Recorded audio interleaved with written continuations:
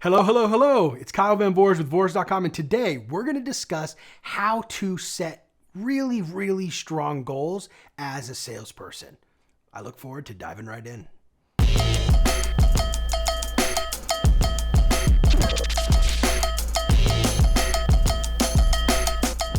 Alrighty, so I'm super excited about this topic. For those of you who don't know, I'm an avid goal setter. I've been goal setting every quarter for at least the past 5 years. And every time I make little tweaks to my process, and now it's in like a really, really strong place. And, every quarter I meet up with the same people. We set up some time. We usually go somewhere very, very different, like outside of our normal place that we live, because I believe that if you set goals where you're at every single day, you're going to set less quality goals than if you go somewhere different. So for example, we went and we hiked on top of a mountain and set goals at the peak of this mountain. Like, how could you ever not set big goals if you're on top of a mountain, right? So we always do things like that. And I'm going to walk you through my process for goal setting that I do every single quarter. People really love this exercise. And hopefully, especially with it being the new year and all, you guys are going to find value in this. So let's jump right in here. Alrighty, so here's a quick breakdown of what to do. Very, very simple, but it requires you to have some space, also getting out of your comfort zone, get in a different area like we talked about before.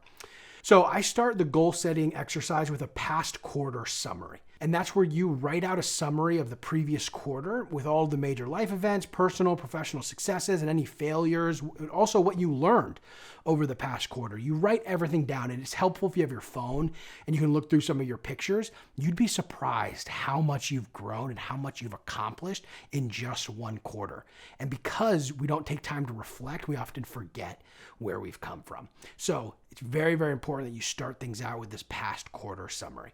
After that, I do a visualization exercise. Now, this is really an important piece because it sets your mindset up to set bigger goals, be more ambitious, and be more excited about the exercise that you're doing. So I really spend a lot of time in visualization. So the first part is visualizing a moment that you're incredibly grateful for.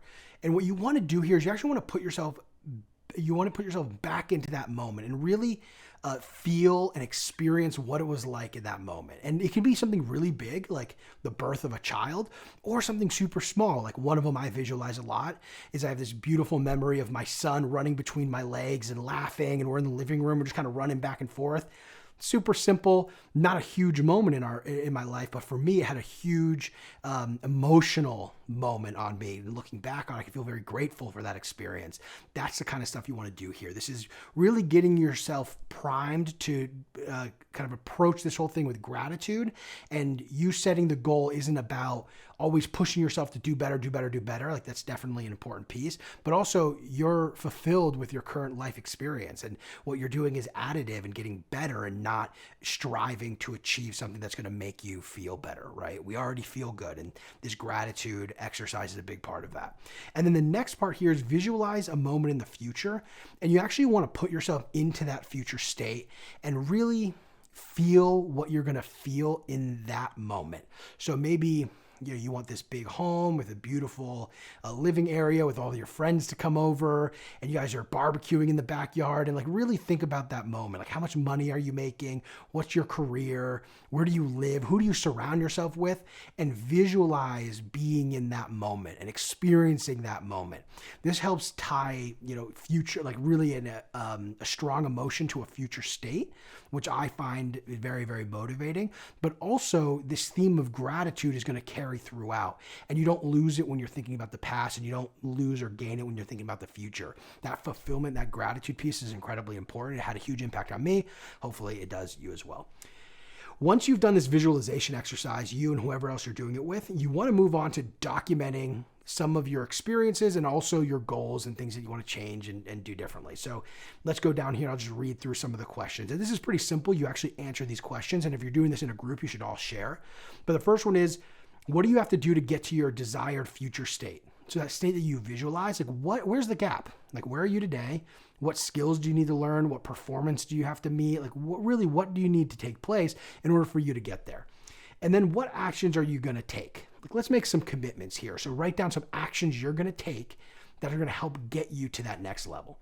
The third one is, what are 3 things you're most proud of from this past quarter?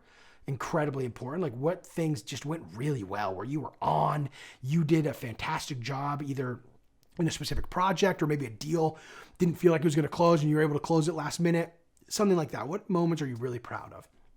And then ask yourself and write down, why are you so proud of those things? And for each thing that you wrote as your 3 best, you're going to answer that question. So why are you so proud of, the first thing, the second thing, and the third thing?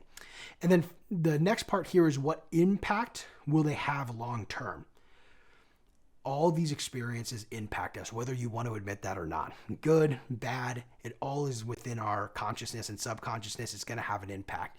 And you have to assign that meaning consciously, so you don't allow your subconscious mind, or even other people sometimes, define that for you. So take control of the definition of your your moments, as opposed to letting other people do it or just hoping that things go well. So let's see, where was I? The impact they're going to have long term.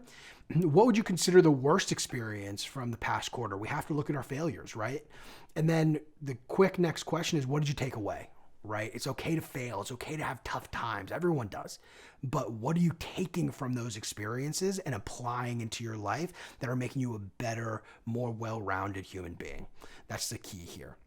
Now, write out some habits or behaviors that you'd like to stop. So as opposed to saying or just thinking about the goals you want to set, I actually want to think about the habits and behaviors that are negative impacting you. So if your goal is to lose weight, then what are the habits and behaviors that are leading or that are holding you back from losing weight? So, I eat too many cookies, so I need to cut cookies. That would be an example. What are some habits or behaviors that you'd like to continue? Maybe you do a really good job keeping in contact with your network. Perfect. Let's continue that. Let's double down on those. And the idea here is you're going to pull out those habits and behaviors and you're going to make them more conscious for you. So things that you're naturally pretty good at, but that you feel add a lot of value, you're adding a level of awareness that you might not have had before. And that's going to make them even stronger. So I like to highlight some habits and behaviors that you'd like to continue, some of those positive traits. Okay. So who are some people you wish you did a better job staying connected to? I'm a big networker, and sometimes I'm really good at it. Sometimes I'm not. It just depends on how busy I am. So I always try to keep some people top of mind every quarter of I need to do a better job staying in contact with that person. What are some results you're looking to achieve this quarter? That's a big one. What impact will achieving these results have on your life? You need to assign meaning. Why do you want these things essentially? That's something that's going to motivate you to strive for them more, but also you're giving yourself a reason to actually chase after these things. If there's no impact of the goal or no perceived impact of the goal, why are you even doing it in the first place? Just because you read it in a book, right? You really write down the impact.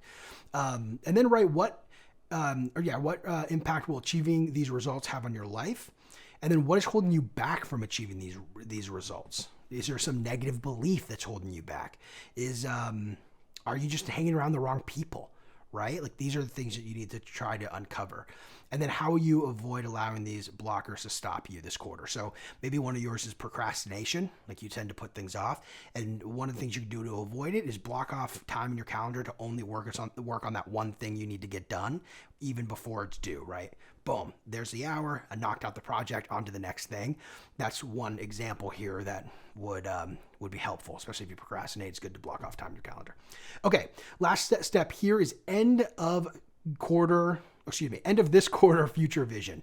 You're going to write a summary of the quarter that you're in from the perspective of your future self, of what took place, personal, professional successes, basically the exact same thing you did at the very beginning, except as your future self looking back. And this is another visualization technique where you're really imagining life going the way that you want it to go. And this is powerful because it helps you really create an emotional connection to a future state that will influence your behavior in the present. That's key, right? So really visualize what that future state is going to look like. That we already did that in the visualization section. In this section, you're going back to that person, but just a quarter from where you are now. And you're reflecting on what this past quarter has been like. And what's really cool when you do this every single quarter is you get to see what you wrote at the beginning of the quarter. And then the next year, you're writing the real outline of what took place over that quarter. You get to see how well they match. And you'd be surprised. I've done this a ton with a lot of different people, they match pretty well often. There's something special about writing down goals, committing to something, and taking action that is unlike anything else I've experienced. Alrighty, and that's it, folks. That's my goal setting workshop. If you like stuff like this, let me know. Comment, subscribe, hit the like button. That's all super helpful. Lets me know you like this kind of content. If you have any questions at all, shoot them in the comments. More than happy to give some more insight. This is how I goal set. Everybody's different. I've spent a long time tuning this for me and the people that I'm around. This is a good starting place. Take this, remove what you don't like, add what you do like. If you come up with anything great, make sure to send it my way because I'm always looking to improve how I do things as well. Thanks so much for watching, and we're going to talk soon.